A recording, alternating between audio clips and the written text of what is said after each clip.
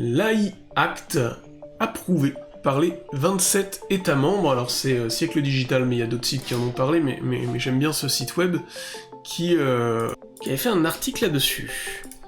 Et en fait, je trouvais ça intéressant d'en parler. Alors je suis pas un grand expert de l'IA, mais j'essaie de suivre un petit peu ce qui se passe parce que c'est un sujet qui m'intéresse quand même, ou en tout cas son évolution et la manière dont ça va être implémenté et accepté par la suite. Donc voilà, ça m'intéresse de voir ça. Hop. Donc, hop, le petit article, on nous dit que voilà, le 2 février, les 27 États membres de l'Union Européenne ont approuvé à l'unanimité le contenu AI Act qui doit encadrer les usages de l'intelligence artificielle. Donc, bon, comme d'hab, mais là je trouve alors, pour le coup, d'habitude on dit qu'ils vont pas... Alors le texte n'est pas encore passé, hein. Ils ont approuvé un texte, mais il faut encore que ça chemine. Alors j'ai plus le nom exact, on va nous le dire après, mais il faut encore que ce soit validé par d'autres personnes. Mais en tout cas, on avance doucement vers une réglementation de l'IA. Je trouve que ça va un peu vite, et que, comme d'habitude, c'est l'Union Européenne qui va le plus vite là-dessus. Alors, d'un côté, ça peut être bien parce que ça permet de contrôler certaines choses, mais de l'autre, je pense que c'est un peu tôt parce qu'on sait pas... Personne aujourd'hui n'est capable de dire vers quoi va l'IA, comment ça va évoluer, et en fait, c'est un peu problématique dans le sens où on va se limiter, pendant que les autres n'auront pas de limite, ou très peu, et en tout cas pourront... Enfin, il y a toujours les limites de la loi, en fait, ce qui est interdit, enfin bref. Je vais lire l'actu et on reviendra après là-dessus, mais la loi impose déjà des choses, des interdits, et on vient remettre une couche par-dessus, bon. Il devrait se prononcer aujourd'hui, donc ça on l'a lu. Alors oui, on y est jusqu'au bout. La France aura tenté de faire assouplir le texte. Donc je serai très vigilant à ce que le règlement européen sur l'intelligence artificielle ne vienne compromettre la capacité de nos entreprises à innover. C'est exactement ce que je disais tout à l'heure. Enfin juste avant. C'est que si on bloque trop, on va empêcher les entreprises qui essaient de se positionner. On va empêcher les entreprises de travailler. Et on n'empêchera pas les très gros, les Facebook, les Google, enfin les Meta, les Google et autres, de travailler parce qu'eux ils s'en fichent, ils ont l'argent et ce sera compris dans le budget et tant pis. Par contre on va empêcher les plus petits, les nouveaux acteurs d'apparaître, et ça c'est un peu embêtant. Pour cause, les contours de l'AI Act pourraient brider la croissance exponentielle des pépites tricolores du secteur, notamment Mistral AI, donc je vous laisserai aller voir un petit peu, mais c'est une startup qui avance du côté de l'IA. L'Allemagne s'était rangée du côté de la France. Finalement, les ambassadeurs des 27 ont validé le texte initialement présenté début décembre, et reconnaissant l'équilibre trouvé par les négociateurs entre innovation et sécurité. Le texte, moi j'avoue, alors on va nous en dire plus après, je l'ai pas lu, je l'ai pas... comme info, j'ai juste ce que j'ai lu dans les articles, j'ai pas été voir moi-même le texte. Cette grande loi sur l'intelligence artificielle doit encore être approuvée par le Parlement européen, ultime étape prévue pour avril. S'il est adopté, l'AI Act prévoit de limiter l'usage d'algorithmes, donc c'est intéressant, prévoit de limiter l'usage d'algorithmes considérés à haut risque.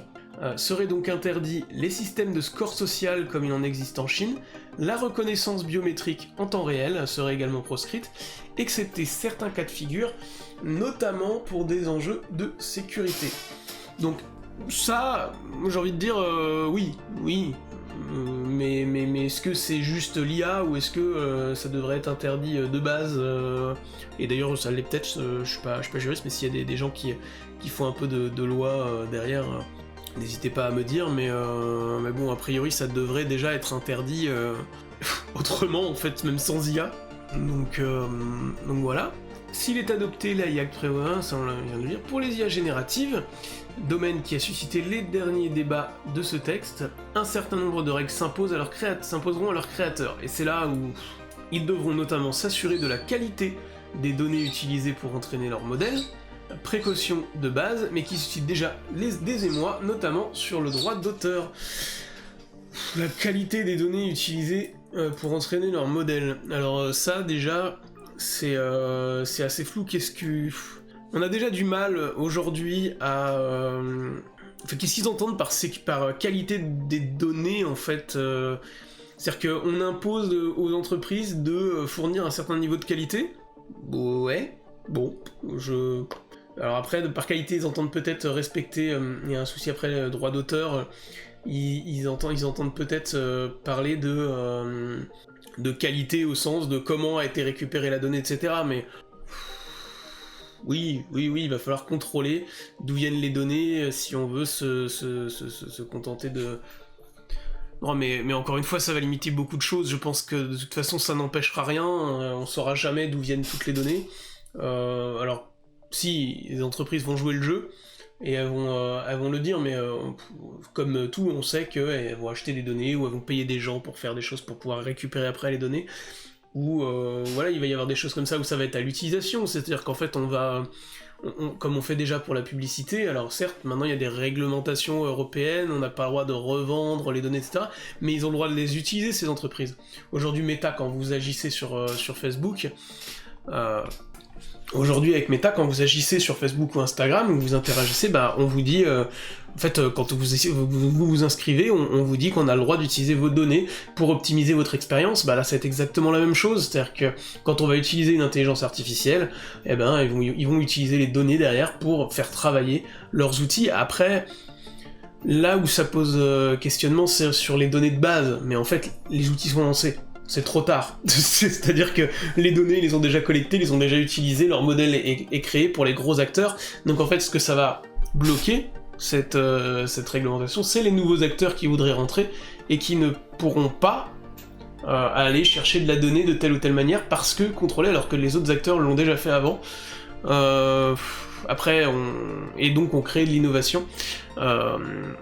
Donc après on se dit oui, bon, ils auraient peut-être pas dû le faire pour l'image, pour tout ça, parce que ça utilise des choses, mais sans ça on n'aurait pas eu l'IA, on n'aurait pas innové, donc je suis assez partagé. Je comprends d'un côté ceux qui disent attention au droit d'auteur, à l'utilisation de choses, notamment quand on voit des fois des signatures d'artistes apparaître sur des images, mais d'un autre côté on n'aurait pas l'intelligence artificielle, on n'aurait pas tous ces outils qui vont nous permettre d'aller beaucoup plus vite, donc je suis assez partagé.